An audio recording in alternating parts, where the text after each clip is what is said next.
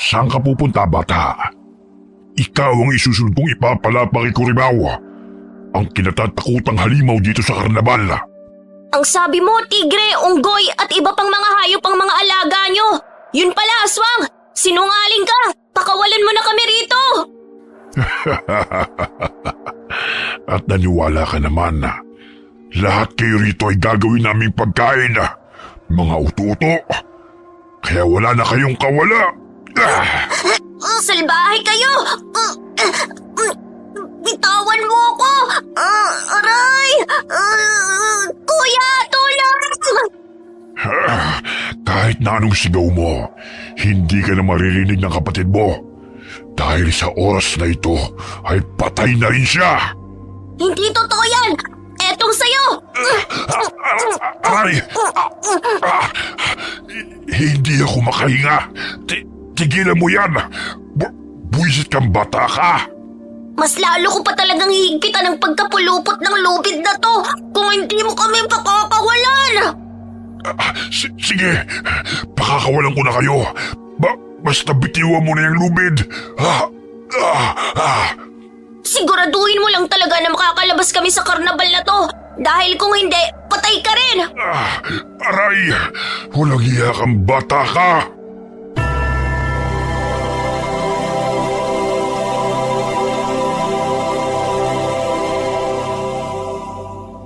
Papauwi galing sa paaralan ng magkapatid. Napansin ni Bong na tahimik si Bensoy at salubong ang mga kilay. Oh, Bensoy, bakit nakasimangot ka na naman? Tsaka, ano nangyari dyan sa labi mo? Nagsuntukan kami ng kaklase kong si Warren kanina. Sumusobra na kasi siya, kuya eh. Palagi niya akong pinapahiya sa klase. Kaya ayun, binasag ko din ang mukha niya. Ilang beses ko bang sasabihin sa'yo na huwag ka makipag-away? Ang tigas talaga ng ulo mo. Sigurado akong pagagalitan ka na naman ni nanay kapag nakita niya yung mga sugat mo. Siya tong nauna eh. Tinutokso akong tutubuan din daw ako ng kaliskis sa mukha. Kaya dapat layuan ako ng aming mga kaklase. Dahil may kapatid daw akong taong ahas. Kaya hindi malayong magkakaganon din ako. Pinansin mo na naman yung mga batang yun? Hindi ako taong ahas. Sakit lang to sa balat. E di sana kung totoo yun, kinain ko na lahat ng tao dito sa baryo. Takutin mo kaya yung si Warren para hindi na ako tuksohin ng abnormal na yon. Paano kaya kung puntahan mo siya bukas? Kung papatulan mong lahat ng mga taong nanunukso sa'yo, baka mapigtas na yung ugat mo sa liig. Hayaan mo sila, titigil din ang mga yun. Anong titigil? Nananahimik naman ako dati kahit araw-araw nila akong tinutukso pero hindi pa rin sila humihinto. Alam mo ba kuya? Kanina nang basagin ko mukha ng Warren na yon, pati mga tropa niya tumahimik. Akala nila, tigas kaya ng kamao ko. Basta sinasabi ko sa'yo, wag mo nang uulitin na makipag-away ha. Tayo pa rin ang pagagalitan ni nanay. Yan ang hindi ko maipapangako sa'yo kuya. Ipinanganak si Bong na hindi normal. Kalahati sa mukha niya ay tila kaliskis na mayahalin tulad sa isang isda. Ang isang balintataw naman niya ay kulay dalandana. Kaya't yun ang dahilan upang maging tampulan siya ng tukso. Kahit ang bunsong kapatid niyang si Bensoy ay hindi nakakaligtas sa panunukso ng mga kaklase nito. Kuya, tingnan mo si Mang Pulon. Nagbibihis na naman siya bilang clown. Nakakamangha yung mga magic na ginagawa niya. Alam ko din ang mga simpleng tricks na ginagawa niya. Pareho na lamang sa mga lasong pabago-bago ang kulay. Ang lubid ay biglang tatayo. Sa kahon naman, biglang may lilitaw na kuneho. Paano mo nalaman ang mga tricks na yon? Siyempre alam ko, kasi akong sidekick ni Mang Pulon. Ay, ikaw pala yung loko-lokong clown na kasama niya? Aliw na aliw pa naman ako sa katangahan nun. Akala ko totoong pumapalpak, yun pala palabas niyo lang. Mga 2 linggo na akong sumasama sa kanya. Sayang din kasi yung binibigay niya sa akin sa tuwing magtatanghal. Pambili pa yun ng bigas at ulam. Bilisan na natin sa paglalakad dahil magbibihis pa ako. 5:30 dapat makarating na kami sa plaza. Kuya, gusto ko rin pong sumali sa inyo ni Mang Pulon. Kapag nangailangan siya ng isa pang kasama, sasabihan kita. Nasa ika-6 na baitang sa elementarya si Bensoy. Samantalang sa edad na 20, nasa ika-4 na baitang pa lamang sa sekundarya si Bong. Siya na rin ang naging katuwang ng ina sa paghahanap buhay, buhat ng mamatay ang kanilang ama. Kahit nag-aaral ay sumasideline siya sa pagiging kargador sa palengke at kahit na anumang trabaho na maaaring pagkakitaan. Hanggang sa maging assistant ni Mang Pulon na isang magikero sa fiesta, karawan o anumang klaseng pagtatanghal. Nay, may dala po pala akong bigas dito. Ikaw na magsaing, Bensoy. Magbibihis na ako. Kararating mo lang anak, aalis ka na kaagad. Magtatanghal po kami ni Mang Pulon sa plaza. Sige po, Nay. Kukunin ko lang po yung damit ko. Hindi ka pa nakakain. Mamaya magutom ka. Doon na lang po kami maghahapunan. Nay, pwede po bang matapos ko magsaing at kumain, pupunta ako ng plaza? Gusto ko pong panoorin si Kuya. O sige, magsaing ka na ron. Tsaka pakiprito mo na rin ng tilapia anak. Sige po, Nay. Dadalan ko na lang po si Kuya ng hapunan niya mamaya. Teka, bakit pupok yung labi mo? Halika nga at nang matingnan ko. Wala po to, Nay. Konting sugat lang naman. Basta ha, ayokong nakikipag-away kayo ng kuya mo. Lalo ka na, pikon ka pa naman. Opo, Nay. Siya nga pala. Alam niyo bang sumasama si Kuya kay Mang Pulon? Oo. Tinumpunin nila ang kariton na ginagamit ni Mang Pulon sa pagtitinda ng fishball. Hindi po yun ang ibig kong sabihin, Nay. Bukod po sa pagkukumpuni ng kariton, yun bang naging clown tsaka magician? Ay, hindi ko alam yan anak. Wala namang sinabi ang kuya mo sa akin Akala ko sumasama siya sa pagtitinda ng fishball. Ngayon ko lang din nalaman na sumasama sa pagtatanghal si Kuya kay Mang Pulon. Di ko sukat akalain na siya palang pinagtatawanan namin na clown sa paaralan nung nakaraang linggo. Bakit? Anong meron? May program po. Tapos nagtanghal si Mang Pulon bilang magician. Tapos yung clown na kasama niya, palpak. Nakakatawa nga Patakbong tinungo ni Bong ang bahay ni Mang Pulon at dali-daling isinuot ang kostyuma. Nilagyan niya ng kolorete ang muka. Sa gayon ay matakpan ang kaliskis na balat. Mabuti na lang itong naging trabaho ko ngayon. Kahit papano hindi natatakot sa akin yung mga bata dahil natatakpan ang aking muka. Uy, Kuya! Ay, itlog! Di pa kayo nakakaalis? Ginulat mo naman ako Bakit bigla ka na lang sumusulpot dyan sa bintana? Tsaka, akala ko ba'y magsasaing ka? Nagsasaing na nga. Gusto ko kasing makita kung paano ka mag-ayos Umuwi ka na. Mamaya masunog pa yung sinaing mo. Nagpaalam naman ako kay nanay tsaka uuwi din ako maya-maya. Bagay sa yung damit mo, Kuya. Sana ako din makasuot niyan. Kung kailangan ng isa pang makakasama ni Mang Pulon, sasabihan ka agad kita. Napangiti ang matandang lalaki nang marinig ang sinabi ni Bensoy. Gustong gusto rin ng bata na maging payaso o clown upang makapagtanghal sa entablado. Bukas tuturuan kita ng mga tricks na alam ko para naman handa ka kapag sasali ka na sa amin. Talaga, Kuya? Sige po, gusto ko yun. Pero bago yun, umuwi ka na muna. Bantayan mo yung sinaing. Sige, Kuya. Pupuntahan kita mamaya sa plaza at dadalhan kita ng hapunan. O sige na. Ang kulit-kulit mo Hindi tuloy ako makapag-focus sa ginagawa ko rito Pakaway-kaway na nagpaalam si Bensoy habang papalayo. Ilang sandali pa'y umalis na rin sina Bong at Mang Pulon patungong plaza. Bitbit ang mga gamit at sinakay sa tricycle. 6:30 ng gabi. Tumungo si Bensoy sa plaza, bitbit ang hapunan ng kapatid. Malayo pa lamang ay naririnig na niya ang palakpakan ng mga tao. Karamihan ay mga bata. Bispiras ng kapistahan sa baryo, kaya't maraming palabas sa pangunguna ni Mayor. Naghanap siya ng pwesto upang makapanood siya na maayos. Ang galing nila. Yun nga lang pumapalpak si Kuya. May halong komedya ang magic nila Sana balang araw makapagtanghal din ako sa entabladong yan at palakpakan ng mga tao. Paano kaya lumabas ang kalapati sa kahon? Kayong kanina wala naman. Hanip talaga ang magic. Hoy bata, umalis ka nga riyan. Nag-video ako Nauna kaya akong tumayo rito. Doon ka sa bandang likuran Kita mo naman nanonood ako rito Gusto mo bang ikaw ang pagkaguluhan mamaya ng mga tao?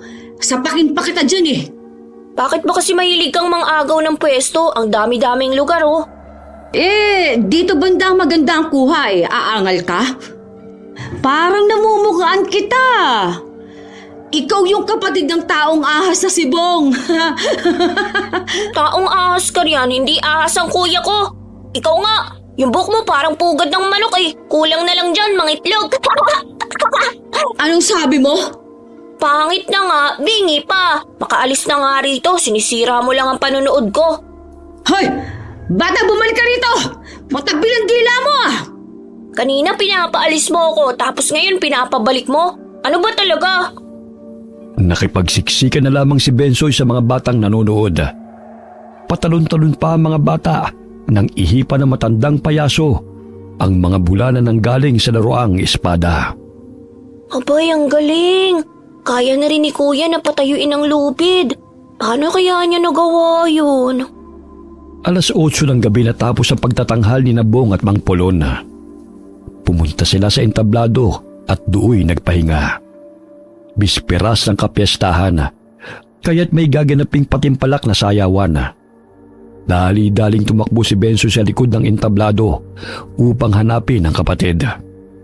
Kuya, grabe, ang galing mo na. Akalain mo nagawa mong paramihin ang panyo sa iba't ibang kulay? Tsaka yung lubid, matagal na nakatayo lang. Sa susunod, 3 na tayo magtatanghal, sabi ni Mang Pulon. Talaga? Sabik na akong makapag-ensayo. Napansin kong umalis ka sa kinatatayuan mo kanina. Ah, oo. Dahil pinaalis ako ng Rowela na yon. Di ba yun ang palaging nanunukso sa yung kaklase mo? Gusto mo bang upakan ko siya? Sus, tumigil ka nga. Ang liit mo para upakan niya si Rowela. Tsaka babae pa rin yun. Hindi dapat pinapatulan. Magmimistulang kuto ka lang. At kaya kanyang tirisin sa laki ng katawan nun. Matakot siya sa kutong kagaya ko. Makalait, akala niya kanais-nais ang itsura niya. Ang pangit din naman. Ay, may dala-dala pala akong kanin at pritong tilapia. Kumain na muna kayo. Nagdala ka pa niyan. May binigay na pagkain si Kapitan. Halika, kumain ka. Wow! Fried chicken at pansit! Palagi bang itong libreng pagkain niyo, kuya? Hindi. Minsan wala rin. Mabuti lang mabait si Kapitan. O ito, marami pang kanin. Ngayon lang ulit ako nakatikim ng fried chicken. Matagal na rin ang huli eh. Sa'yo na yan. Akin na lang tong tilapia.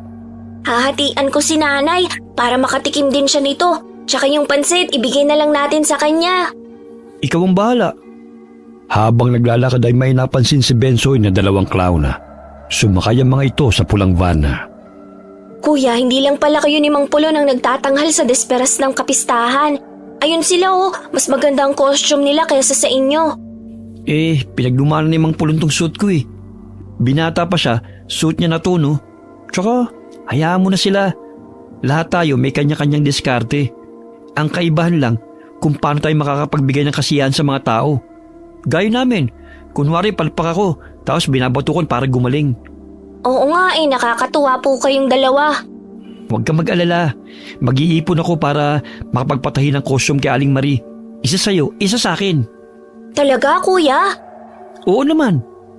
Pagdating nila sa bahay ni Mang Polona, namangha si Bensoy nang makita sa loob noon ang iba pang mga kagamitan na ginagamit sa pagtatanghal. Mahigit 50 taon ng magician si Mang Polona. Noon ay pamilya silang nagtatanghal sa karnabal. Subalit huminto siya nang mamatay ang kanyang asawa at 2 anak dahil sa aksidente.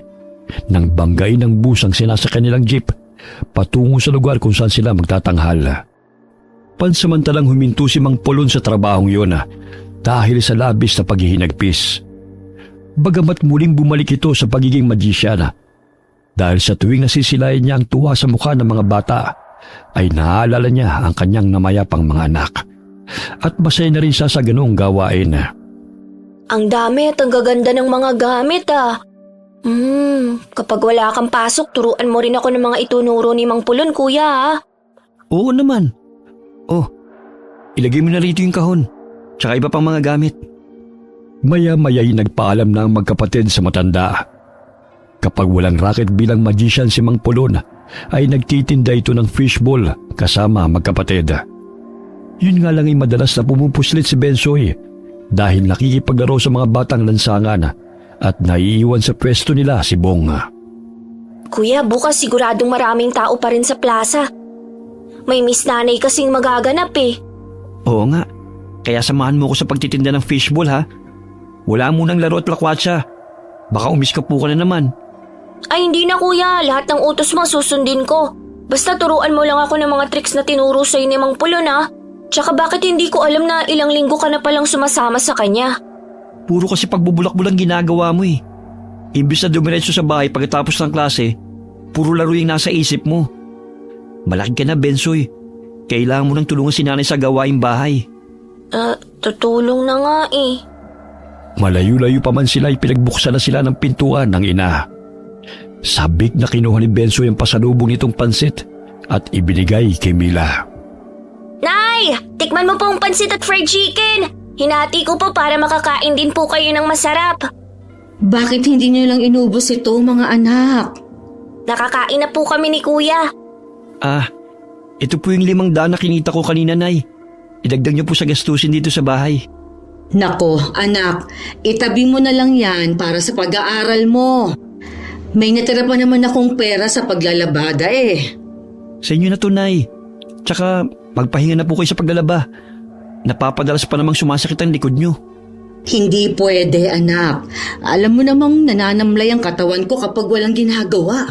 Tsaka hindi naman gaano kadami ang pinapalaban ni Mrs. Torre. Mga damit lang nilang mag-asawa. Basta, Nay. Huwag niyo masyadong pinapagod ang sarili niyo. Nay, di ba masarap yung pansit at fried chicken? Ay, oo, anak. Gusto mo bang kumain? Kung hindi mo po mauubos, pwede naman akong tirhan, Nay. Uy, Bensoy. Kinanay na yan eh. Tapos kukunin mo pa? Kung hindi lang naman mauubos ni nanay. Oh, sige na. Sa'yo na yung fried chicken. Nakapaghapunan na ako. Grabe ka talagang dumiskarte, Bensoy. Bukas bibilhan kita ng 5 pirasong pakpak ng manok. Ipiprito ko para sa'yo. Talaga, kuya? Promise mo yan Oo. Malaki-laki din kasing kinita ko ngayong linggo eh. Kaya medyo nakakaluwag-luwag din. Tsaka, bibilhan na rin kita ng tsinelas. Naaawa na ako sa'yo eh. Kung hindi nilalagyan ng alambre, butas naman yung sinusut mo. Sige na, magbihis ka na, anak. Bukas ako na maglalaban ng costume mong yan. Salamat po, Nay. Matapos na maglinis ng katawan ay agad na nakatulog si Bonga. Samantalang si Bensoy ay gising pa at gumuguhit ng clown sa kanyang kwaderno. Ayan ang magiging itsura ko kapag makakasama na ako ni kuya. Sabik na akong matutong mag-magic. Bensoy, anak, hindi ka pa ba matutulog? Ay nay, matutulog na po. Patayin mo na yung gasera. Pagod na pagod ang kuya mo, kaya nakatulog ka agad. Oo nga po eh. Good night, nanay. Kinabukasan ay maagang nagising si Bensoy. Hindi pa man nakapag-agahan ay inaya niya ng mag-ensayo ang kapatid. Mamaya na. Ligpitin mo muna ang higaan at punuin mo ng tubig ang galon. Pagkatapos ng gawain dito sa bahay, tsaka na tayo mag-iensayo. Sige na nga. Oh, bakit tumutulis na naman yung nguso mo? Nagre-reklamo ka? Hindi Dali-daling kinuha ni Bensoy ang galon at nag-igib ng tubig. Mabilis siyang napuno ang mga galon at agad na bumalik sa kanilang bahay. Kuya, tapos na akong mag-igib. Halika na, para makapag-agahan na tayo. Luto na tong sinaing. Oh, eto, may atsara ako rito. Pinigay ni Mrs. Torre kahapon. Masarap tong ipare sa pritong tilapia. Ay, oo nga po, Nay. Anong oras po ba tayo mag-iensayo, kuya? Pagkatapos mo hugasan ng mga pinagkainan. Ang dami namang gagawin bago mo ko turuan. Pambihira naman, Ay, syempre naman. Sino pa ba paghuhugasin mo ng mga plato? Ang pusa? Kumain na kayong dalawa. Kagabi pa yung sabik si Bensoy eh. Mahaba-haba pa ang araw, anak, kaya't huwag kang masyadong magmadali. Nay, magkano kaya ang magpagawa ng damit ng clown? Hindi ko alam, anak, pero tatanungin ko si Marie mamaya. Ako nang bahala sa pagpapatahi ng costume mo. Ngunit bago yun, dapat matuto ka muna. Gusto ko po yung kulay asul at berde, kuya. Tsaka yung kulot na buhok. Binibili pa ba yun? Meron pang 2 na hindi nagagamit si Mang Pulon. Hihiramin na lang natin. Halos hindi makapaghintay si Bensoy na makapag-ensayo. Matapos kumain at ligpitin ang kanilang pinagkainan, ay agad niyang inaya ang kapatid na pumunta sa bahay ng matandang magikero. Hindi ka talaga makapaghintay. Tayo na nga. Ang dami mo pa kasing utos bago tayo umalis eh. Ay, dapat lang natapos na lahat ang gawain sa bahay bago tayo maglakwatsa. Alangan namang iasa pa natin yung kinanay. Pagdating nila sa bahay ni Mang Pulona, ay nadat na nilang naglilinis ito ng kariton na ginagamit sa pagtitinda ng fishbowl. Nakiusap sila na kung maaari sila mag-ensayo ng tricks doon. Pumayag naman ang matandang lalaki at tinuruan sila nito. Walang pagsidla ng tuwa sa Bensoy habang sinusunod ang ginagawa ng matandang lalaki. Hindi may pagkakaila ang kasiyahan sa mukha ni Mang Pulona habang tinuturuan ng magkapatid. Ang hirap din pala nito. Dapat pala mabilis ang paggalaw ng mga kamay dahil kung hindi, papalpak ka talaga. Sa pamamagitan ng mabilis na pagkilos ng iyong mga kamay, nalilinlang nito ang paningin ng mga manonood. Dadalasan ko talaga ang pag-iensayo para naman maging kasing galing niyo ako ni Mang Pulon. Natawa ang matandang lalaki sa sinabi ni Bensoy. Napatingin si Mang Pulon sa relo. 3:00 na ng hapon, kaya't huminto sila sa pag-iensayo. Agad na niligpit ng magkapatid ang lahat ng mga gamit at pinasok sa bahay ng matanda. Kailangan na nilang ihanda ang mga paninda nilang fishbowl at mga sangkap na gagamitin. Ang saya pala ng trabahong to, no? Yung parang naglalaro ka lang. Pero huwag mong pabayaan ang pag-aaral mo, ha? Mamaya makalimutan mo na mag-aaral at pagmamagic na lang ang gawin mo. Lahat ng bagay may limitasyon. Dapat balanse lang. Opo. Umuwi muna tayo. Kukunin ko na yung mantika sa bahay. Habang papauwi, nadaanan nila ang grupo ni Rowela. Maangas ang mga itsura ng mga ito. Nakasuot ng itim na t-shirt at kulay itim ang lipstick at guhit ng mga mata ng mga ito. Magsitago kayo! Baka lamunin kayo ng taong ahas! O di kaya'y mahawa kayo sa kaliskis niya! Hoy, tomboy! Alam kong si kuya ang pinariringgan mo. Wala kang pinagkaiba sa kapatid mong si Warren na matalas ang dila. Pasalamat ka dahil babae ka pa rin. Dahil kung hindi, itutulad kita sa kanya. Aba! Ang tapa mong kutong lupa ka! Ikaw pa lang nang bugbog sa kapatid ko? Nararapat lang yun sa kanya dahil walang prenong bibig niya kagaya mo. Tsaka ang tapang nyo lang naman dahil ang dami nyo eh. Pero mga duwag din kayo kung tutuusin. Halika na, umuwi na tayo. Huwag mo na silang pansinin. Sumusobra na kasi sila sa pangpapahiya sa atin eh. Tsaka hindi pwedeng basta-basta ka lang nila lalaitin sa maraming tao. Ikaw bata, baka gusto mong isabit kita sa punong yan. Alam mo bang ginagawa ko sa mga katulad mo, ha? Nilalampaso ko. Pati ang kuya mo, nakaranas na yan. Baka gusto mong maranasan din. Kung si kuya nagawa mong kawawain, pues ibahin mo ko. Tayo na, Bensoy. Sinabi ko na huwag ka makipag-away eh. Bago pa man mahilanibong ang kapatid ay nasampal na ito ni Rowela. Ngunit maliksing hinawakan ni Bensoy ang kamay nito at nanggigigil na kinagat. Aray! Bitiwan mo akong buwisit ng bata ka! Hoy, Bensoy! Tama na yan! Tulungan niyo ako! Aray! Puputulin ko talagang kamay mo kung hindi mo titigilan si kuya. Kayo na mga tropa mo. Kala nyo kung sino kayo mga astig, pareho naman kayo ng kapatid mong si Warren, mahina ang utak sa klase. Buwisit kang bata ka! Bawiin mo yung sinabi mo! Tama naman ako bobo kayo magkapatid. Dinadala nyo lang sa pananakot ang katangahan nyo. Para malaman mo, noon tinakot ako ni Warren na ipapabugbog sa mga tropa niya kung hindi ko siya gagawa ng assignment. Pero ngayon, hindi na ako takot sa kanya. Halika na! Ang liit-liit mo pero ang tapang mo. Hinila ni Bong ang bunsong kapatid dahil hindi ito tumitigil sa kakadaldal. May dumating na mga tanod kaya't inawat sila ng mga ito. Gusto pa sanang sugurin ni Rowela at ng grupo nito ang magkapatid. Ngunit pinalis na sila ng mga tanod. May araw rin kayo mga ahas! Lalo ka na bubuit! Hindi ako natatakot sa'yo, tomboy! Tama na yan, sabi. Huwag mong pag-aksaya ng panahon ng mga taong ganyan. Itiko mo na yung bibig mo. Napalingon pa si Bensoy sa grupo habang papalayo. Sinesenyasan siya ng mga ito ng kamao at matalim na nakatanaw sa kanila. Takot ka ba sa tomboy na yon, kuya? Namimihasa na eh. Pareho sila ng kapatid niyang si Warren na si Raulo. Hayaan mo na sila. Alam mo, ang mga taong katulad nila, marahil may matinding pinagdadaanan. Dinadaan lang sa panunukso sa ibang taong kahinaan nila. Sa paraang yun, aakalain na matapang sila.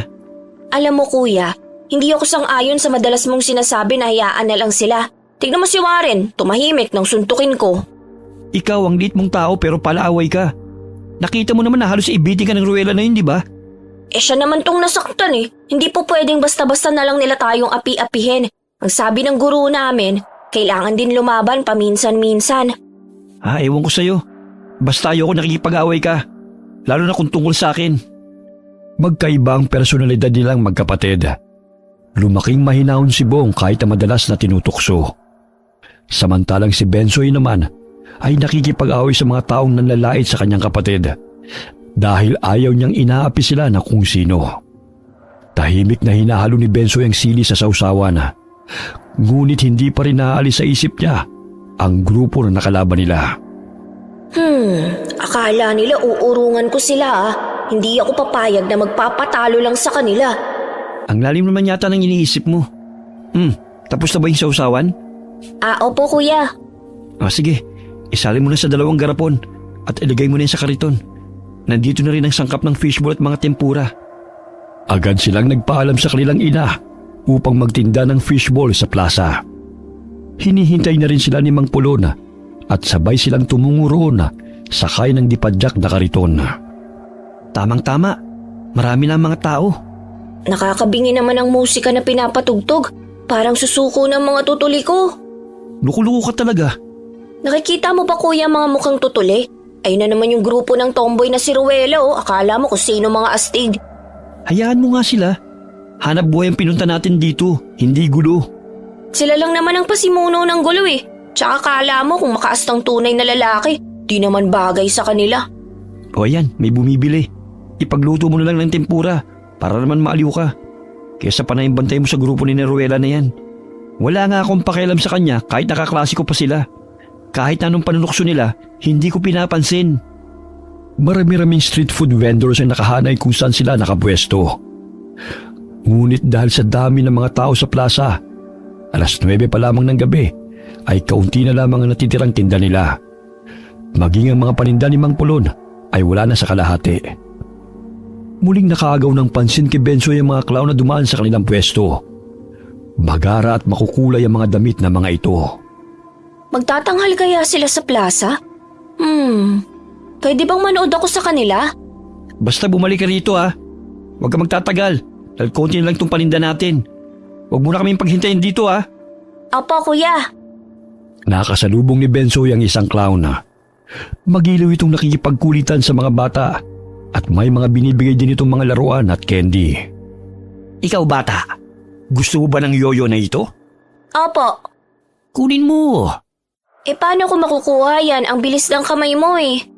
Gusto mong makakita ng marami pang magic? Opo, magtatanghal po ba kayo sa entablado ngayon? Hindi dito.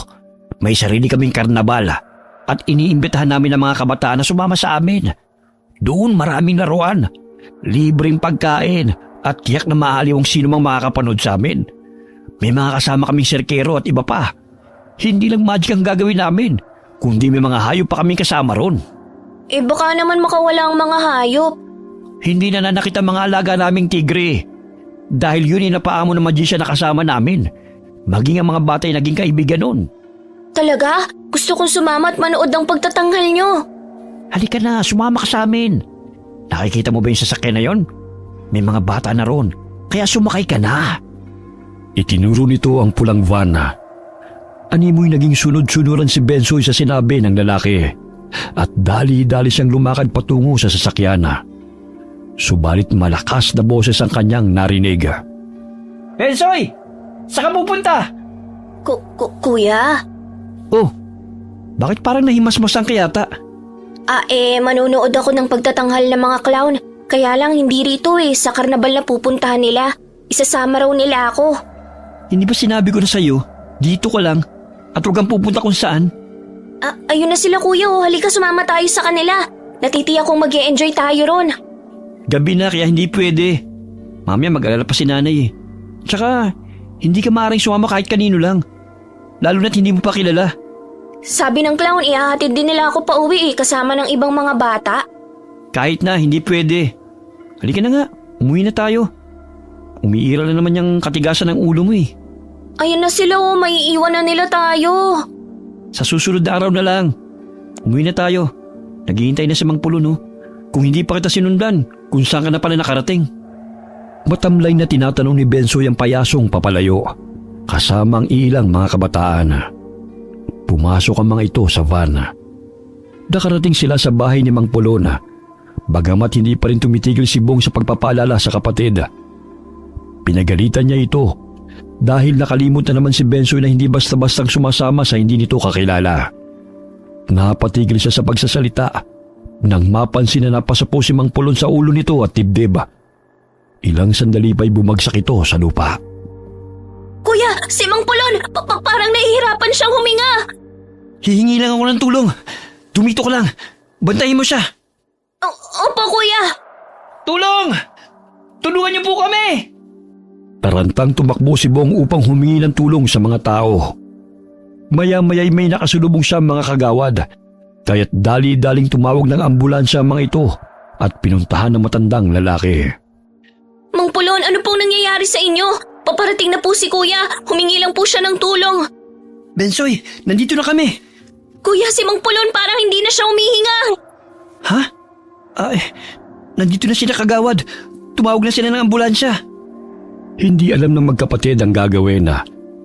Ilang sandali pa'y dumating ang ambulansya at nagsagawa ng CPR ang isang nurse. Subalit hindi na naagapan ng matanda. Binawian na ito ng buhay pagdating sa ospital.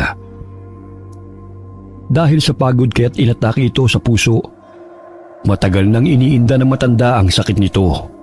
Ngunit hindi nito sinasabi sa magkapatid at nais lamang nito magtanghal sa entablado upang makapagbigay ng kasiyahan.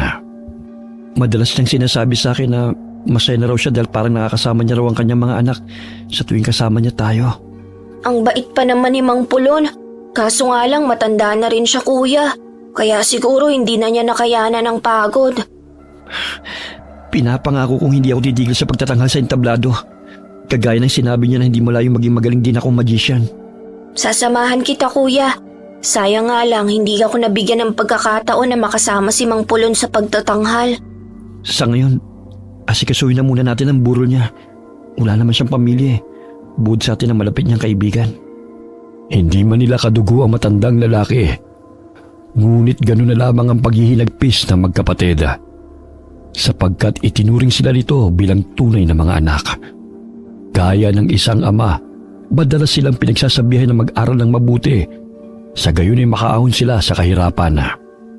Si Mila nag-asikaso ng lahat upang maiburol si Mang Pulon sa bahay nito. Sila ang tumayong pamilya na matanda.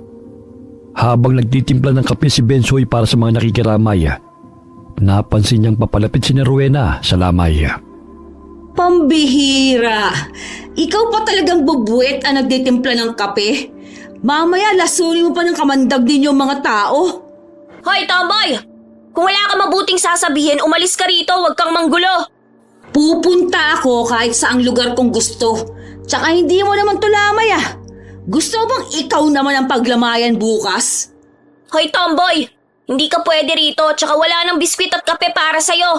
Kaya umalis ka na. Parang pinaglihi ka sa sama ng loob eh. Anong sabi mong kutong lupa ka ha? Tanggalin mo kasi yung nakabara sa tenga mo para makarinig ka. Akala mo astig ka?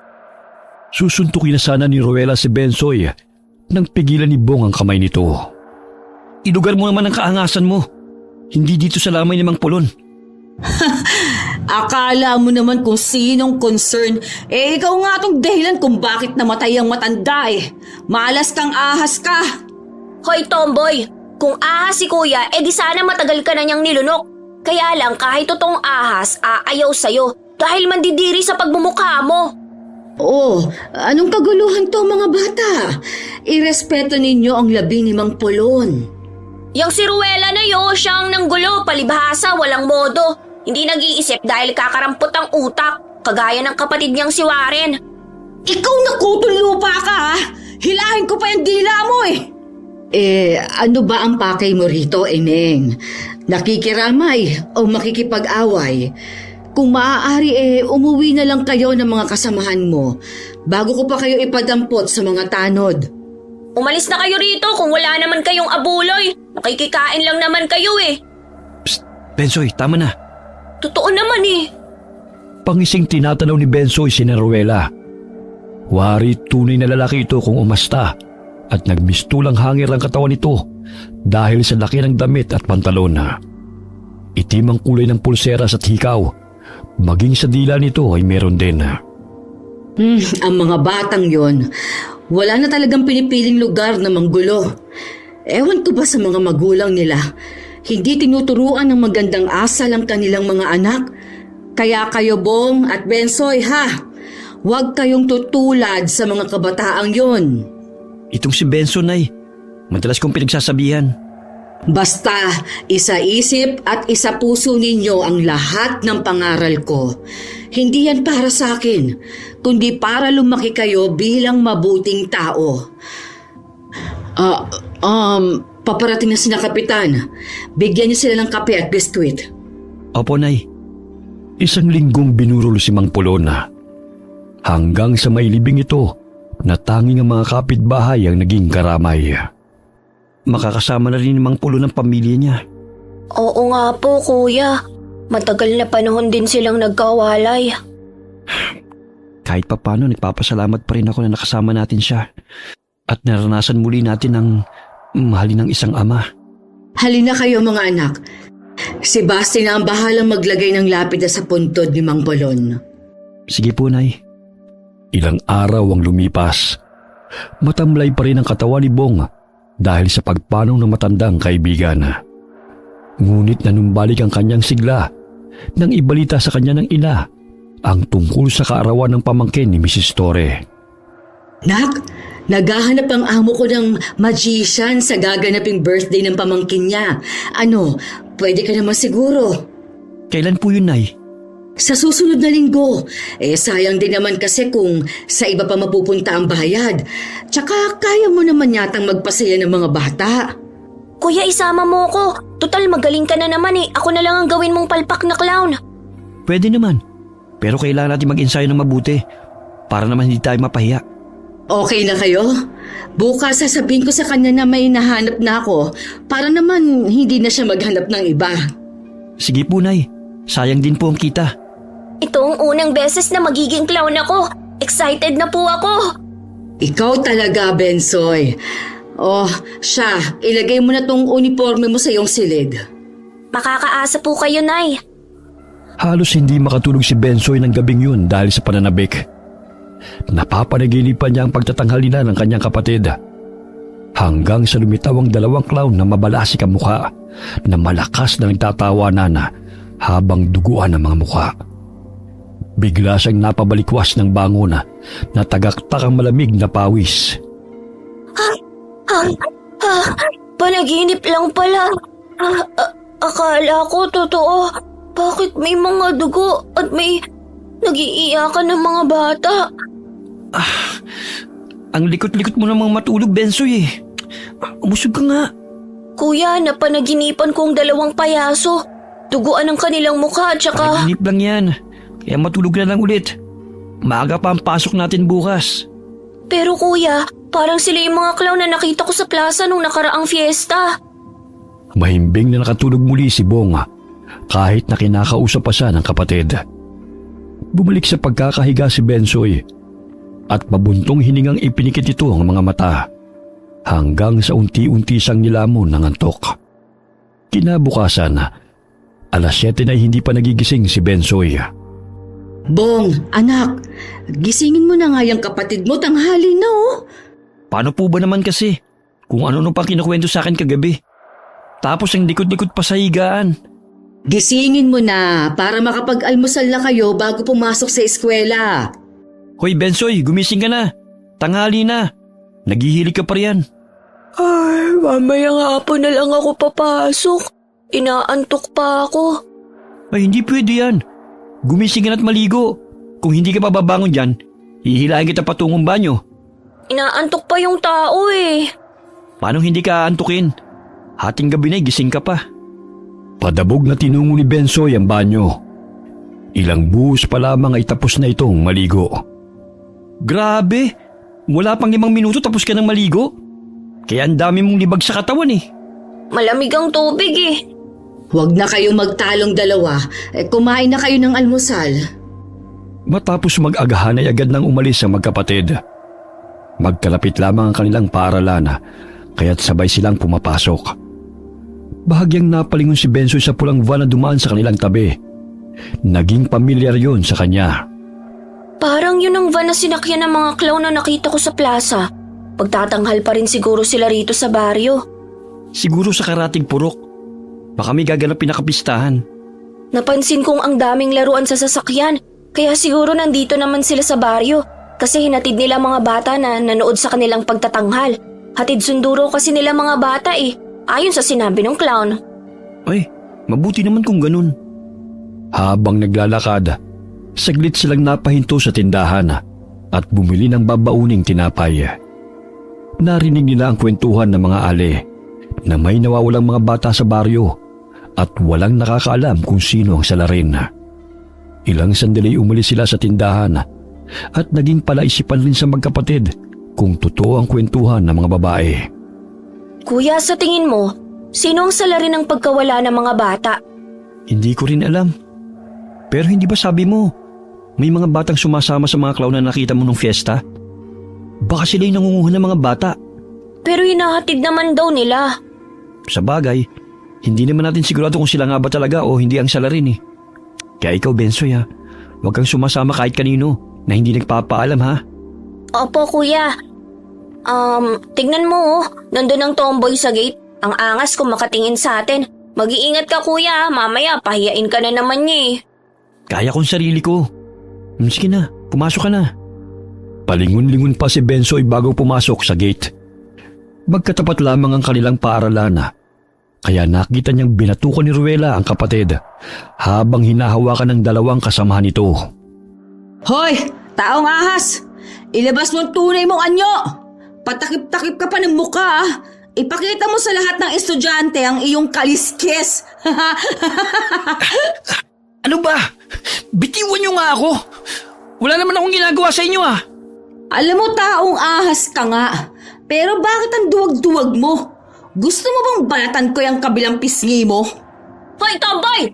Bitawan mo si kuya! Wala kang kadala-dala Duwag lang yan si kuya kung umaga. Pero mamayang gabi, malakas siya.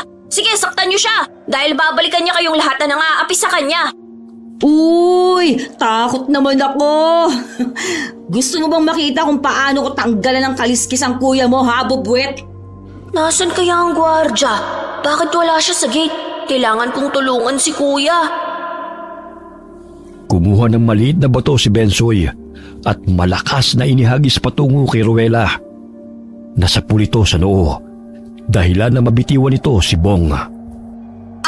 Aray! Hindi lang yan ang aabutin mo kung hindi niyo lulubayan si kuya. May trabungko ako ng ahas na siyang nagpapalakas sa amin. Isang utos ko lang sa trabungko ng ahas, mamayang gabi sasalakayin niya kayo. Kabaliwan yan! May patrabong ko ka pang nalalaman, ha? Bitiwan niyo ako! Buong lakas na itinulak ni Bong ang mga kaklasing pumipigil sa kanya. Unang beses nilang nakita ang binata na magalit, kaya't nanilisik ang mga mata nito. Lalo na ang balintataw na maihalin tulad sa ahas. Kaya't natakot ang dalawang lalaki at kumaripas ng takbo ang mga ito palayo. Hoy! Mga duwag, saan kayo pupunta? Siyempre, tatakas. Ang hina talaga ng utak mo. Mamayang gabi, ikaw ang papahirapan ng mga alagad kong ahas. Nakikita mo ba ang bilog na to? Trabungko to ng mga ahas, kaya kung utusan sila, nakainin ka. Totoo ba yan? Mukha ba akong nagsisinungaling? Ibinigay pa sa akin ng matandang pulube, kaya matakot ka sa akin, Ruela. Pigil ang tawa ni Bong sa seryosong mukha ng kapatid habang kinakausap ang kalaban nito. Tumakbo ito palayo dahil sa takot na lusubin ng mga ahas. Totoo ba yung trabungko na sinasabi mo? Pati nga ng maliit na bolang yan? Nabasa ko lang sa comics ang trabungko ng ahas, pero ang bolang to napanalunan ko lang sa perya. May maliit na ilaw sa loob at maliit na baterya. Pambira ka talaga. Akalain mo, napaniwala mo silang totoo na may trabungo ka ng ahas? Bakit kasi hindi ka lumaban sa mga taong yun? Alam naman nating malaki lang ang mga katawan nila pero ang liliit ng utak nila eh. Sige na, pumasok ka na. Mami, mahuli ka pa sa klase. Ilang sandali pa'y dumating ang gwardiya na nagbabantay sa gate. Sumakit ang siya nito, kaya saglit na nagbanyo. Hindi maipinta ang mukha nila sa takot. Sa susunod, bibili ako ng laruang ahas para takutin sila ulit. Akala nila walang malaking nakakapuwing. Bensoy, natulala ka na naman dyan. Pumasok ka na. Opo, kuya. Dali-daling tinungo ni Bensoy ang silid-aralan. Tahimik na umupo siya sa silya malapit sa bintana. Ang nooy kaklasing si Warren na madalas na nanunukso sa kanya ay walang imik at tila nililis nito ang tingin sa binatilyo. Kahit nasa harapan lamang niya ito. Magkapatid talaga si Ruela at Warren. Mga utak talangka. Nakakatawang reaksyon ng tomboy na yun kanina. Ang angas-angas pero takot din pala. Samantala, inayos ni Bong ang panyo na nakatakip sa kanyang mukha. Mula sa kabilang hanay ng mga upuan ay matalim na nakatingin si Ruela at ang mga tropa nito sa kanya. Napapaisip kaya sila kung totoo ang sinasabi ni Bensoy tungkol sa trabungko? Loko-loko talaga yung kapatid kong yun. Ang daming alam. Ilang sandali dumating na ang kanilang guro at nagsimula na ang aralin. Ang nooy maingay na si Ruela ay tahimik hanggang sa matapos ang kanilang klase. Kagaya ng nakagawian, sa tuwing oras ng uwian sa hapon ay hinihintay ni Bensoy ang kapatid sa guardhouse. Oy kuya, kamusta? Inaway ka pa ba ng mga kaklase mo? Hindi, tahimik nga eh. Mukhang natakot sa trabungko na sinabi mo. Paniwalang paniwala talaga siya sa trabungko na taglay ko. Nabasa ko lang kasi yun sa comics at libro ng kaibigan ko eh. Bukas makikibasa ulit ako. Yung kwento naman ng mga tikbalang. Dumaan sila sa patahian ni Aling Marie. Labis ang kasiyahan ni Bensoy nang ibigay sa kanya ng kapatid ang costume nito. Sa akin na ba talaga to, kuya? Oo naman. Mabuti na lang, magkasinlaki kayo ng anak ni Aling Marie. Kaya siya lang sinukatan. Sorpresa ko kasi sa'yo yan eh. Ang ganda at makulay pa. Pasalamat ka dahil maraming natirang retaso si Aling Marie. Kaya hindi masyadong mahal ang singil niya. Iniabot ni Bong ang bayad sa ginang at agad na silang umalis. Hindi makapaniwala si Bensoy na may sarili na siyang costume. 3 araw na lang ay makakapagtanghal na rin siya kasama si Bong sa birthday party ng pamangkin ni Mrs. Torre. Maraming salamat, kuya. Sabik na talaga ako maisuot to. Tsaka gagalingan ko talaga ang pagganap bilang makulit na clown. Walang anuman. Basta magpapakabait ka lang palagi ah. Sumapit ang araw ng pinakahihintay na magkapatid. Pagkahalong pananabik at kaba nararamdaman ni Bensoy dahil unang beses niyang makapagtanghal. Nilagyan niya ng kolorete ang mukha at isinuot ang makulay na wig sa kanyang ulo. Nakakatawa palang itsura ko. Bagay ba sa akin, kuya? Oo naman. Hindi ka na nila makikilala. Dumadami na ang mga bata. Medyo kinakabahan ako, kuya. Kalma lang. Natural lang yan sa umpisa. Pero mamaya kapag nagtatanghal na tayo, mawawala na rin yung kaba mo. Tsaka mag-i-enjoy ka na. Handa na ba kayo mga anak? Maya-maya mag-uumpisa na kayo. Opo, Nay. Handa na po yung mga gamit namin dito. Galingan nyo, ha? Siyempre naman po, Nay. Paglabas ng magkapatid sa kurtina na nakasuot ng costume na clown ay sinalubong sila ng palakpakan ng mga bata. Masayang-masaya ang mga ito na pinapanood sila habang nagtatanghal. Magaling sa pagsalo ng 3 bola si Bensoy, habang si Bong naman ay nagmamagic sa pamamagitan ng paglitaw at paglaho ng mga baraha. Maging ang mga magulang ng mga bata ay naaaliw sa pagtatanghal ng magkapatid. Sumasayaw at kumakanta sila na may halong komedya. Ang galing-galing ng mga anak ko. Isinapuso talaga nilang itinuro ni Mang Polon sa kanila. Halos 1 oras din ang kanilang pagpapasya sa mga bata. Natapos ang kanilang pagtatanghal sa pamamagitan ng pagsama nila kay Princess, habang ibinibigay nito ang mga giveaways sa mga batang dumalo sa kaarawan. Ang saya-saya pala nito, kuya. Lalo na't pinapalakpakan ng mga bata. Sinabi mo pa. Ang galing mo na nga eh. Mas magaling ka pa nga sa akin nung una kong pagtatanghal. Puro palpak talaga ako nun. Mga anak, ang galing nyo. Pinagmamalaki ko kayo. Kumain na muna kayo. Ay opo, biglang kumalamang sikmura ako, Nay. Maging si Mrs. Torre, napahanga ninyo mga anak. Ire-recommenda raw niya kayo sa mga kaibigan niya. Talaga po, Nay? Mabuti naman po kung ganun. Kaya pagbubutihan po namin ni Benso yung gawaing to. Siya, kain lang kayo ng kain, ha? Sa inyo yan. Kaya magpakabusog kayong dalawa. Ang dami naman po nito, Nay. Saluhan niyo po kami.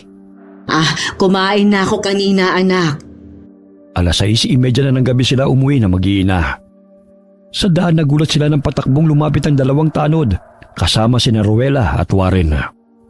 Yang magkapatid na yan ang sapitan nagdala ng 2 bata. Ayan naka-costume pa sila. Hindi kami nagkakamali ni Warren. Anong pinagsasabi mo, Ruela? Galing kami sa birthday party. Hindi ka namin maintindihan. Magmamaang-maangan ka pa talaga. Kitang-kita namin ni Warren na kinakaladkad ninyo yung 2 bata patungo sa sasakyan Siguro, gagawin mo silang pagkain, ano? Anong gagawin pagkain? Wala kaming dinukot. At isa pa, kung dinukot namin, nasa na sila? Pauwi pa lang kami, Malamang nilamon mo na. Di ba nga sabi ng kapatid mo, may trabungko siya ng ahas? Malay ko ba? Kung mga kasapi ninyong dumukot sa mga batang yon. Teka lang ha. Hindi nangunguha ng mga bata ang mga anak ko. Tsaka wala kaming sasakyan gaya ng sinasabi mo, Eneng. Di pa Jack na kariton lang ang meron kami. Nagkakamali ka sa sinasabi mong yan. Tanungin ninyo yung mga anak ninyo. Kampon sila ng Diablo. Dahil mga taong ahas sila na kumakain ng mga bata. Di ba, usap-usapan ng mga nawawalang bata. Sigurado ako na nilapa na yan ni Bong na taong ahas. Hindi taong ahas ang anak ko. Ipinanganak siyang may sakit sa balat. Pero hindi nangangain ng bata ang anak ko, Eneng. Umuwi na kayo. Kung ano-ano ang pinagsasabi mo Mga Omel, huwag kayo maniwala sa kanila. Kitang-kita namin ang kapatid ko na silang dumukot sa mga bata. Hindi ako nagsisinungaling. Humingi ng paumanhin ng 2 tanod sa mag-iina. Hindi lingid sa kanilang kaalaman na gumagamit ng ipinagbabawal na gamot sina Ruela at ang grupo nito. Kaya't ganun ang mga iniisip. Lihim na natawa si Bensoy dahil napaniwala niya mga ito sa trabungko na kanyang sinasabi. Iniwan nila ang 2 tanod kasama ang 2 magkapatid at nagpatuloy sa paglalakad pa uwi. Hindi pa rin pala niya nakakalimutan ng trabungko. Akala niya totoo yon. Anong trabungko ba yon, anak? Trabungko ng ahas, Nay. Paano ba naman kasi? Madalas nilang nilalait si Kuya na taong ahas daw. Tsaka sinasaktan pa nila kami, kaya ayun, tinakot ko. Sinabi ko sa kanila na may trabungko ko ng ahas, na naguutos na lapain sila ng mga alagad kong ahas. Kaya ayun, natakot. Kayo talagang mga bata. Ang dami ninyong kapilyohang iniisip. Ang magkapatid talaga na Ruela at Warren ay nasanay na sa gulo. Napabayaan na kasi ng mga magulang. Nasa abroad ang ina. Samantalang ang ama, lulong din sa bisyo. Kaya napariwara ang mga anak. Napahinto sila sa pag-uusap ng may mapadaan na van. Bigla itong nagbukas ng pintuan sa kanilang harapan at sapilit ang hinila sina Bensoy at Bong. Sino kayo? Saan niyo dadalhin ang mga anak ko? Aray! Bitiwan niyo kami! Walang hiya kayo! Bitiwan ninyo ang mga anak ko! Ipapasok pa sana ng isang clown si Aling Mila sa van. Ngunit dahil may paparating ng mga tanod, kaya't humarurot na umandar ang sasakyan at nabitiwan ng clown ang ginang at nagpagulong-gulong ito sa kalsada. Aray! Ang mga anak ko! Dinukot sila ng mga kalalakihan! Tulungan niyo sila, Mang Romel! Humingi tayo ng tulong sa kapulisan! Umiiyak na tugon ng ginang. Nasugatan siya sa noo at braso. Kung hindi dumating sila Mang Romel at Mang Basti, maging siya'y nadala ng mga kidnapper. Ayon sa mga tanod, nakuha din daw ng mga ito ang magkapatid na Ruela at Warren. Dali-dali silang dumulog sa istasyon ng pulisya upang i-report ang pangyayari. Kinakalampag ng mga kabataan ang salamin ng sasakyan upang humingi ng tulong. Tumigil na nga kayo sa pag-iingay. Baka gusto niyong dito pa lang ay patayin ko na kayong lahat. Anong kailangan mo sa amin? Bakit mo kami dinukot? Aba, 2 batang payaso. Nagtatanghal din kayo sa entablado, ano? Magiging masaya ito. Madadagdagan kami ng miyembro. Saan mo ba kami dadalhin? Anong kailangan mo sa amin? Tapang bata. Pero sige lang, mamaya mo ilabas ang katapangan mo. Makikilala niyo ang pinakamabangis na hayop sa karnabal. At maglalaro tayo ng taguan mamaya. Mga kampon ba kayo na magkapatid na yan? Pakawalan niyo kami rito! Sinong kapatid ang tinutukoy mo? Yung 2 kaharap mo! Inutusan ka ba nila ha? Nadukutin kami at ipalapa sa mga taong ahas? Taong ahas? Hindi tayo nagkakaintindihan. Pero mamay magiging masaya ang pagtatanghal. Panoorin niyo ang bawat eksena. Dahil naroon si Kurimaw. Hindi namin sila kampon. Maging kami dinukot ng mga yan. Magmamaang-maangan pa kayo? Kayo mga taong ahas na kumakain ng mga tao, di ba? Hindi nga kami. Pare-pareho tayong biktima rito. Dinukot nila tayong lahat. Tama si Bensoy Ruela. Kaya huwag mo kaming sisihin. Napakasinungaling ninyo magkapatid. Pakawalan niyo na kami rito. Mga walang hiya kayo. Ilang beses na sinabi sa'yo na hindi kaming dumukot sa inyo. Ang hirap mong paintindihin. Totoong sinasabi namin, Ruela. Kaya maniwala ka. Palipat-lipat ang tingin ng kidnapper na clown sa mga kabataang nagtatalo. Tila nabibingi siya sa ingay ng mga ito. Tumahimik kayo. Ang ingay-ingay ninyo. Mamaya malalaman niyo kung bakit kayo naparito. Natitiyak kong maaaliw kayong lahat. Huminto ang van sa isang madilim na lugar at tanging isang gusali lamang naroon. Hindi alam ng magkapatid kung saan sila dinala ng mga taong dumukot sa kanila. Nasaan na kaya tayo, kuya? Anong klaseng lugar to? Kumapit ka lang. Huwag kang humiwalay sa akin. Malakas ang kutob ko na mapanganib ang lugar na ito. Huwag kayong magtangkang tumakas. Dahil wala na kayong mapupuntahan pa. Hoy! Taong ahas! Saan mo kami dadalhin, ha? Tumahimik ka na nga. Imbis na dumaldal ka dyan, mag-isip ka ng paraan kung paano mo ililigtas ang sarili mo. Pare-pareho tayo nanganganib ang buhay. Kanina pa kayo Hala! Lumakad na kayo! Bilis! Kuya, naririnig mo ba yon? May nagtitilian at nag-iiyakan. Nakakatakot naman dito. Talasan mong paningit pandinig mo para makapag-isip tayo kung paano makakatakas. Hoy! Anong binubulong-bulong yung 2? Natahimik ang magkapatid nang biglang ihampas ng kidnapper na clown ng latigo nito sa lupa. Napaigtad ang magkapatid na animoy sa kanila tumama ang latigo. Nangangatog ang katawan ng mga bihaga nang makapasok na sila sa karnabal. Bumungad sa kanilang paningin ang malaking entablado na may mga ulo ng mga bata at tinatarget ng isang payaso.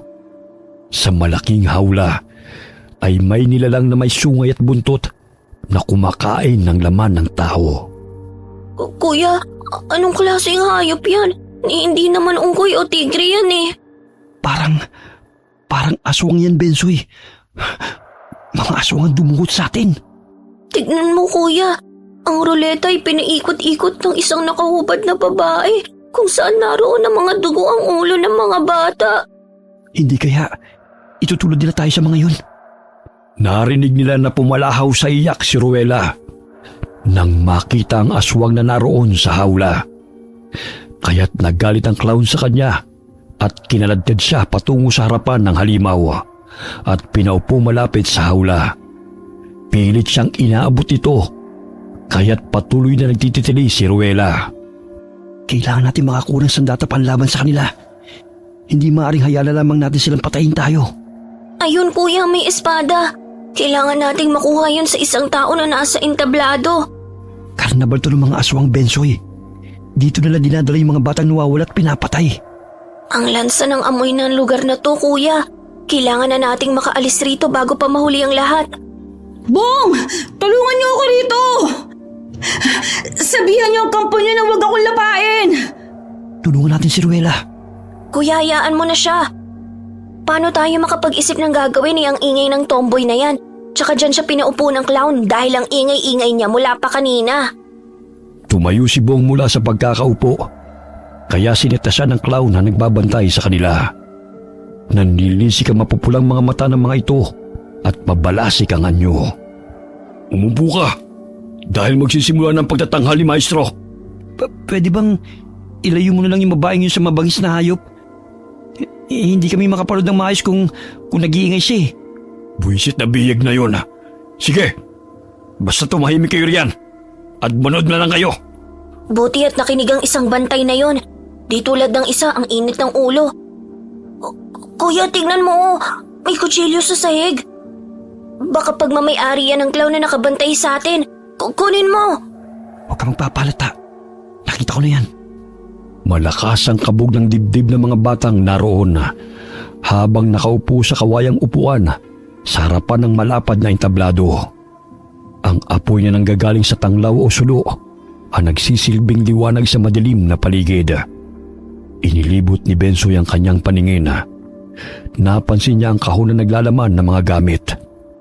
Kuya, baka may smoke bomb doon. Pwede natin yung kunin panlaban sa kanila. Shh! Tumahimik ka. Andiyan na yung clown kasama si Ruela. Tumahimik ka na.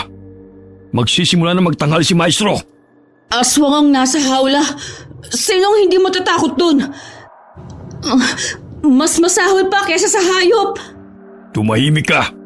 Pag nainis ako sa iyo, ipapasok na kita ron kahit wala pang utos si Maestro. Sinong maestro ba yan? Imbes na sagutin ang katanungan ni Bong, ay matalim na napasulyap lamang sa kanya ang clown na nagbabantay sa kanila. Hinahampas nito ang latigo sa hanay ng upuan kung saan umiiyak ang ilang mga kabataan. Naroon din si Warren na kapatid ni Ruela na pigil ang pag-iyak dahil sa takot na maipasok sa hawla. Mabuti naman at pinaunglakan niyo ang imbitasyon namin, mga bata. Natitiyak kong maaaliw kayo ngayong gabi sa gaganapin naming pagtatanghal. Sa palagay niya, sinong maaaliw sa ganitong palabas? Napakabaho pa rito. Tumahimik ka na muna, Bensoy. Mamaya pag-initan ka pa na nagbabantay sa atin. Mga kampo niyo ba sila? Ito ba ang sinasabi mo, Bubwet? Nauutusan mo ang trabungko mo na lusubin kami? Gumagana pa ba yung utak mo, Ruela? Kanina ko pa sinasabi na hindi namin sila kampon, hindi namin sila kakilala. At higit sa lahat, pare-pareho tayong bihag dito. Paulit-ulit ka na eh. Kuya, tingnan mo. Inilatag nilang bata sa mesa. Hahatiin ang maestro na yun, oh. Nanlaki ang mga mata ng magkapatid sa ginawa ng tinatawag na maestro. Nahati ang katawan ng bata at tumatalsik pa ang malapot na dugo. Umalingaw-ngawang iyakan sa lugar na yun at nagsisiksikan ang mga bata sa bawat sulok. Sinong gustong sumama sa akin dito sa entablado? Ayun, may nasisilayan akong batang payaso. Halika at samahan mo ko sa pagtatanghal. Ayoko. Dito na lang ako. Ikaw na lang, maestro. Sige na, bata. Sayang naman ang iyong kasuotan kung hindi mo ko sasamahan sa pagtatanghal. Bilisan mo na, bata, bago pa magalit sa iyo si Maestro. Ngayon mo gamitin ang kapangyarihan ng trabungko na sinasabi mo, Bubwet! Pakiusap! Huwag niyo saktan ang kapatid ko! Nangangatog ang mga tuhod ni Bensoy habang lumalakad papalapit sa entablado. Ngunit sumasagi sa kanyang isipan na kailangan niyang kunin ang espada dahil yun lamang ang paraan para makatakas sila sa lugar na yun. Palakas ng palakas ang kabog ng kanyang dibdib. Natitisod pa siya habang papalapit sa tinatawag na maestro. Nandilat ang mga mata ng binatilyo nang tumambad sa kanyang paningin ang mabalasik nitong anyo. May maliit na sungay na tumubo sa noon nito at kulubot ang balat na nakasuot ng pulang kapa. Ilayo niyo po sa akin ang patalim na yan, maestro. Baka matusok po ako. Bakit ganyan ang kasuotan mo, bata? Gusto mo bang maging kasapi namin? Kasi idol ko po yung mga clown. Tsaka nakikita ko kasi noon sa plaza. Sige, hawakan mo itong espada At ikaw maghati ng kahon. Pero maestro, mahahati kasi ang katawan ng bata eh. Gagawin mo ba ang sinabi ko? O ikaw ang gigilatan ko ng leeg? Sige na nga po, akin na po ang espadang yan. Nagkunwari ang binatilyo na ayaw niyang hawakan ng espada. Ngunit nang ibigay sa kanya ang patalim, ay mahigpit niya yung hinawakan at bahagyang tumingin sa kapatid. Buong lakas na iwinasiwas ng binatilyo ang espada kay Maestro, kaya't nagulat ito sa ginawa niya. Lintik kang bata ka. Bakit ako hinataw mo? Pasensya na po, hindi ko sinasadya. Hindi ko po kasi makontrol dahil ang bigat nito. Ay. Akin na nga yan. Baka masugatan pa ako niyan. Hindi ko ibibigay sa'yo, akin ang espadang to. Hoy bata, bakit ganyan ka makatingin? Akin ang espadang yan. Marunong po akong gumamit nito, maestro. Gusto mo bang makita? Gumagamit din kasi kami nito sa aming pagtatanghal eh. Kaya nga lang, hindi ganito katalas. Itinutok ni Bensoy ang espada kay Maestro at buong lakas na hinataw itong muli.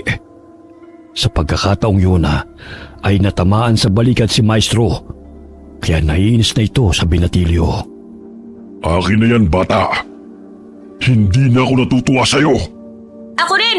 Hindi ako natutuwa sa pinagagawa nyo. Hayaan mo kaming makatakas rito, lahat ng mga batang bihag nyo. Isa kang hangal.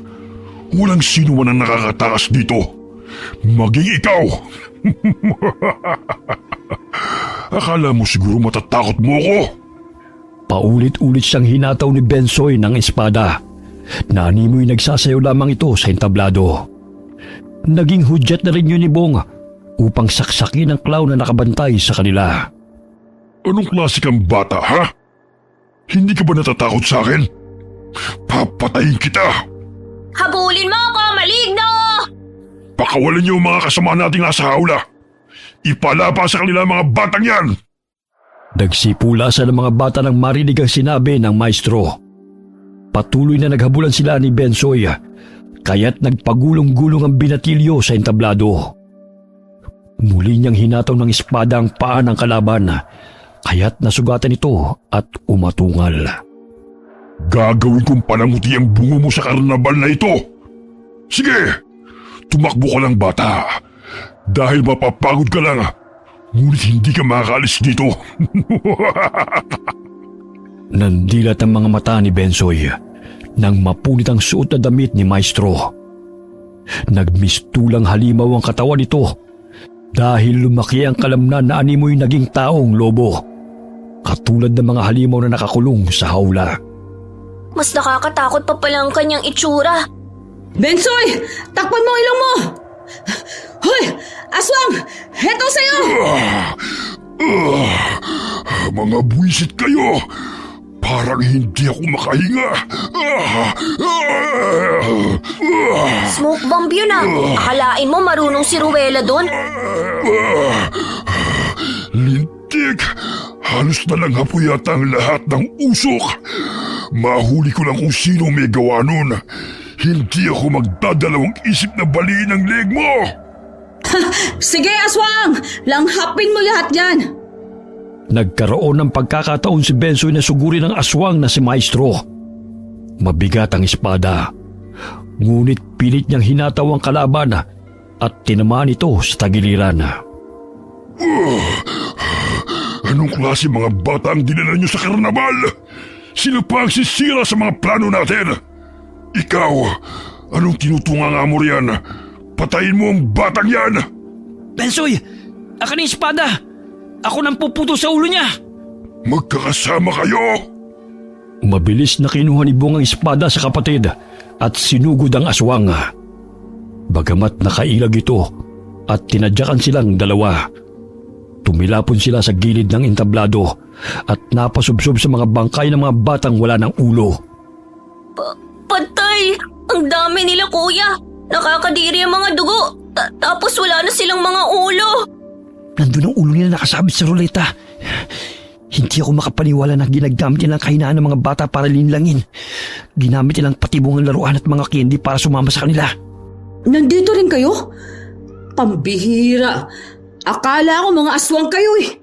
Paano tayo makakatakas rito? Hinahabol kami ng babaeng aswang na nakalabas sa hawla. Di ba matapang ka? Harapin mo kaya sila. Tumahimik na kayo. Mamaya marinig pa nila tayo. Pinapatay nila ang mga bata. Kaya maging tayo, walang kawala sa bababangis ng mga aswang na yon. Nandiyan na sila. Patay tayo nito. Wala kayong ititirang buhay. Lahat ng mga batang bihag ngayong gabi ay dapat na mamatay. Lalo na mga batang buwisit na yon. Nagtatapang-tapangan sa teritoryo ko, ha? Hanapin niyo sila! Masusunod po, maestro! Naamoy ko kayo, mga bata. Alam ko kung saan kayo nagtatago. Pero sige lang, gusto niyo maglaro ng tagu-taguan? Kaya pagbibigyan ko kayo. Ang sino mang mahuhuli ko, puputulan ko ng ulo! Pigil ang hininga nila. Nanginginig na napayakap si Warren kay Rowella. Naghahalo na ang sipon at luha nito dahil sa takot. Hinawi ng aswang na si Maestro ang kurtina kung saan sila naroon. Bulaga!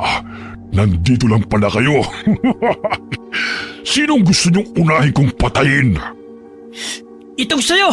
Singhutin mo! Tama na. Ilayo niyo sa akin ang smoke bomb na yan. Ang pait sa mata. Eto pa ang dart. Tingnan ko kung masasapul ka nito. Nandito ang mga batang walang hiya. Hulihin niyo sila. Bensoy, tama na yan. Kailangan nating umalis dito. Natuntunan nila tayo. Grabe na siya ng dugo. Halos hindi ko masikmura ang amoy. Gumapang tayo patungo sa bandang kwarto na yon. May naanino kung maaari natin gamitin laban sa mga aswang. Nandito lang pala kayo. Saan naman kayo pupunta? Labis ninyong ginali si Maestro. Kaya may paglalagyan kayong lahat. Parang asong ulo na naglalaway ang clown na yan. Aswang din kaya siya katulad ng halimaw na yun na humahabol sa atin? Malamang! Tumayo si Bong mula sa pagkadapa. Dahil sa hindi ganun kaliwanag, ay hindi napansin ng aswang na payaso ang espada na hawak ng binata. Nanginginig ang mga kamay na itinarak ni Bong sa bandang dibdib nito ang espada at paulit-ulit na inundayan ang saksak.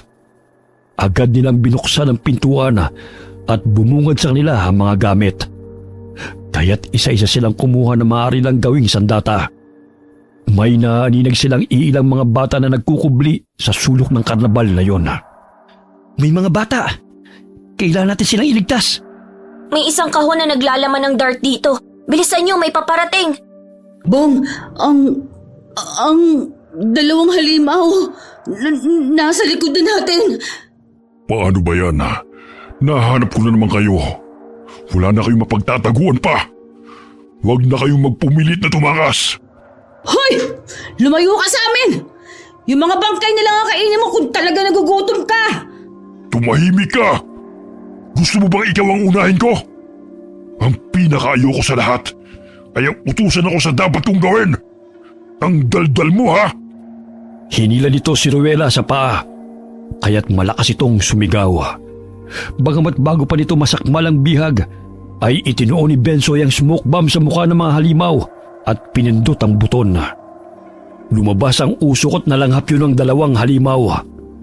Nabitiwan nito si Rowella, kaya't nagkaroon sila ng pagkakataon na sugurin ng mga kalaban. Sumampa si Bensoy sa likod ni Maestro at paulit-ulit na sinaksak ang mga mata nito gamit ang dart. Bitiwan mo ako, bata! Aray! Hindi kasiyahan ang dala mo, kundi takot at lagim. Ikaw ang dapat na mamatay. Hindi ang mga batang katulad namin. Mga bata, huwag kayong matakot. Kumuha kayo na maaaring gawing sandata laban sa kanila. Parang hindi rin ako makahinga sa smoke bomb na yun, ha? Nasaan na ba yung pamahalo ko? Buhay sa taswag na yun. Muntik pa akong kainin. Pinagtulungang paluin ng mga bata ang babaeng aswang na nakalabas sa hawla. Hindi siya gaano kalakas katulad ng kay Maestro at tanging pagkain lamang ang inaatupag nito. Malakas na atungal ang kumakawala sa tuwing paghahampasin siya ng mga bata ng matigas na bagay sa pangunguna ni Rowella. Muling tumilapon si Bensoy nang magwala ang aswang na si Maestro. Ang tapang mo, bata. Ngunit sa pagkakataong ito, luluray-lurayin ko ang katawan mo. Napakalakas ang Maestro na yan. Bulag ng isang mata niya. Ngunit parang hindi man lamang nakakaramdam ng sakit. Nilalapitan niya na si Bensoy. Kailangan ko siyang maunahan bago pa niya mapatay ang kapatid ko. Aray! Ang sakit ng likod ko! Hoy, bata! Tumayo ka dyan! Hindi ang isang agaya mong makakatalo sa akin. Dahil akong papatay sa inyong lahat! Hoy! Maestro! Tumingin ka rito! Nandilat ang mga mata ng aswang nang makita ang malapad na balabal na babagsak sa kanyang ulo. Gamit ang lubid ay tinali yun ni Bong upang hindi ito makahinga at makakita. Hindi man kami kasing lakas mo, ngunit kaya ka namin labanan. Tanggalin mo ito! Hindi ako makahinga! Matibay itong balabal mo, kaya sigurado ako hindi ito napupunit. Walang hiya kayo! Tanggalin niyo ito! Kuya, ang galing ng naisip mo ah. Itali natin ang paa at kamay niya para hindi na siya makabangon pa. Sige, maghanap ka ng lubid. Hahanapin ko yung espada na nabitiwan ko kanina. Oh, bakit hindi niyo pa yung pinatay? Mamaya makatakas pa yan eh. Tayo pang lapain.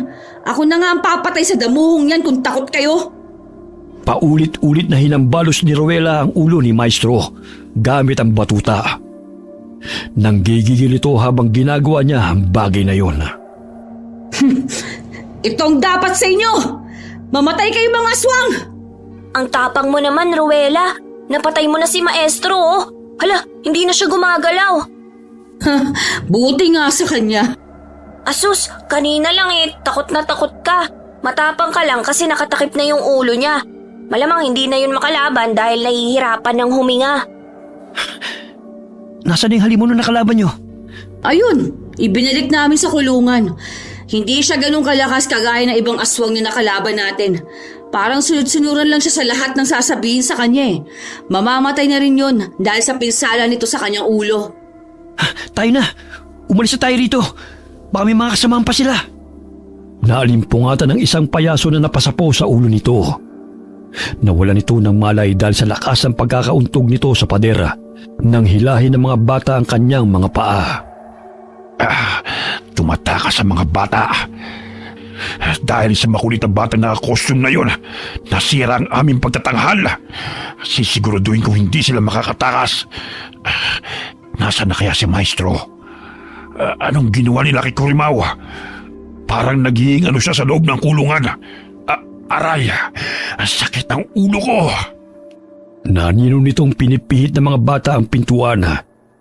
Kahit na anong gawing pagpukpok ni Bong sa seradura ng pinto, ay hindi niya ito magawang buksan. Kailangan natin hanapin yung susi. Paano na yan, kuya? Hindi natin alam kung nasan yun. Teka, sandali.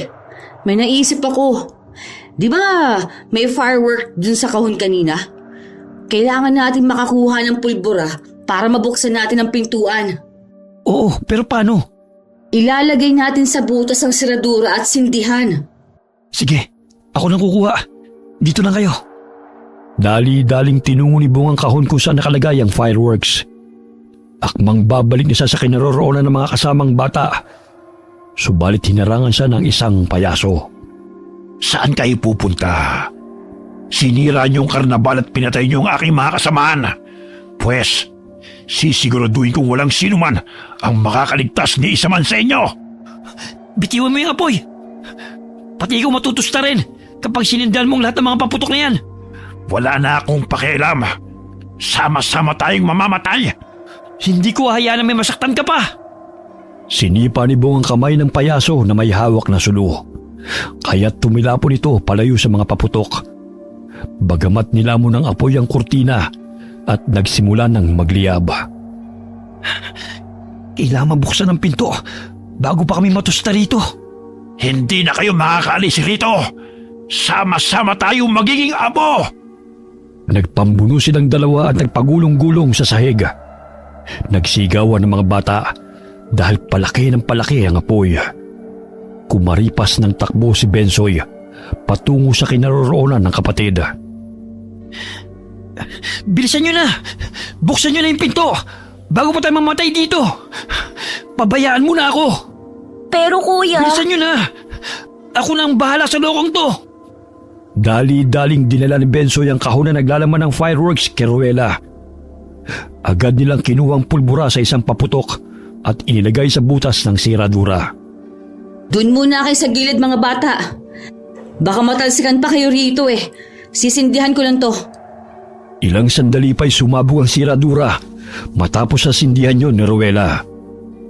Nabuksan nila ang pintuan kaya't dali-daling tumakbo palabas sa mga bata.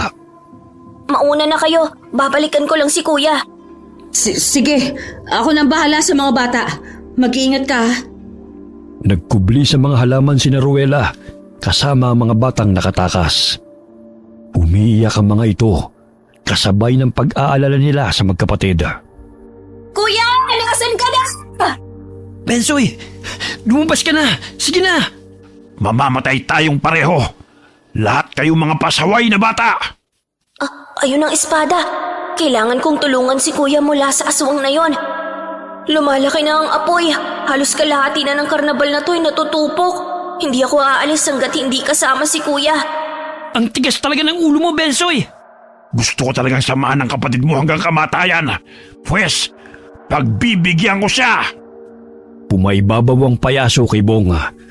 Mahigpit nitong sinakalang binata habang naglalaway pa ito. Hoy! Bitawan mo si kuya!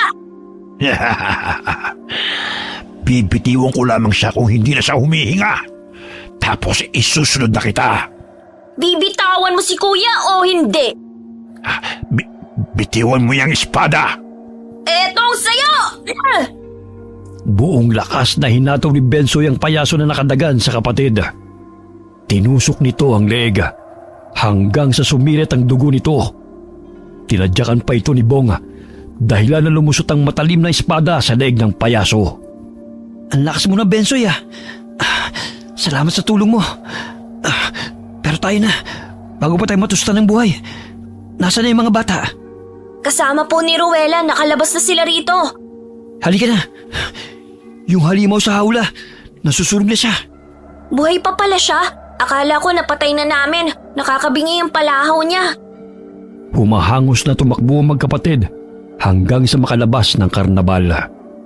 Sunod-sunod na pumutok ang mga fireworks dahilan na nakaagaw ng pansin yun sa mga tao. Ang sikot ng lugar na ito. Sa tingin kong layo nito sa baryo at liblib na lugar na ito.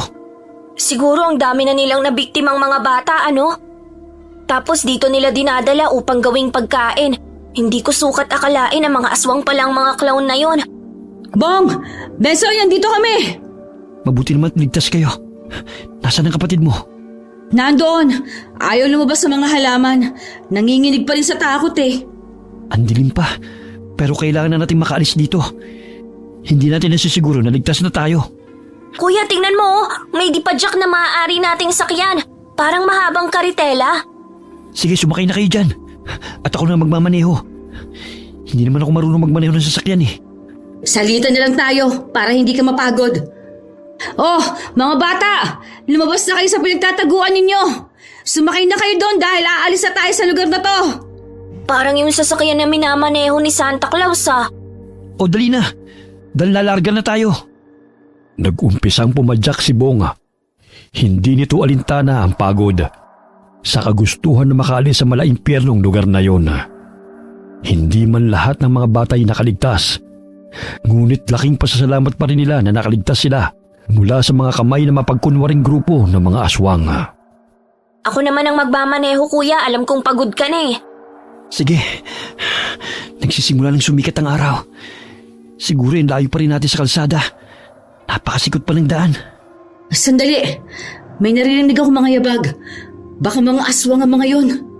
Kuya, may mga taong paparating. Sandali. Dito muna kayo. Lumakad palapit si Bong patungo sa mga tao. Tila nabunutan siya ng tinik sa dibdib nang maninag ang 3 pulis na gumagala sa gubat. Mga pulis! Siguro hinahanap nila tayo. Talaga, kuya? Ay, salamat naman. Tawagin natin sila. Baka malagpasan pa nila tayo. Sir, nandito po kami! Narinig ng mga pulis ang ingay ng mga bata. Kaya't dali-dali nilang tinungo ang kinaroroonan ng mga ito. Bagamat hinawakan nila ang kamay ni Bong at pinusasan sa pag-aakalang ito ang dumukot sa mga bata. Sir, nagkakamali po kayo. Hindi po ako masamang tao. Sir, kasama po namin si Kuya. Hindi po siya ang kidnapper. Tama po, hindi po siya ang salarin. Humingi ng paumanhin ng isang pulis dahil sa pag-aakalang si Bong ang payaso na kumikidnap ng mga bata. Isinakay sila sa patrol car patungo sa presinto. Ginamot ang kanilang mga sugat bago sila hinatid sa kanilang mga bahay. Mga anak, ay salamat naman at ligtas kayo. Halos mamatay na ako sa pag-aalala kung ano ang ginawa ng mga taong yun sa inyo. Nay, hindi po sila tao. Mga aswang sila. Gusto nila kaming gawing pagkain. Ano? Mga aswang? Totoo po, Nay. Hindi nga rin po ako makapaniwala eh. Ang daming bata na pinatay nila. Bensoy, Bong, Aling Mila, uuwi na po kami. Salamat pala sa tulong ninyong dalawa. Kung hindi dahil sa inyo siguro patay na kami ni Warren eh. Tsaka sorry kung naging masama ako sa inyo dati. Hindi na mauulit yun. Walang anuman. Lahat naman tayo nagkakamali eh. Pero may karapatan tayo magbago para maging mabuting tao. Simula ngayon, hindi na ako makikipag-away. Pati na rin itong si Warren. Tropa na tayo ha. Oo ba? Umuwi sila sa kanilang tahanan upang makapagpahinga. Bit-bit ang hindi makakalimutang karanasan mula sa mga kidnapper na payasong nagtatanghala sa karnabal ng mga aswang. Wakas,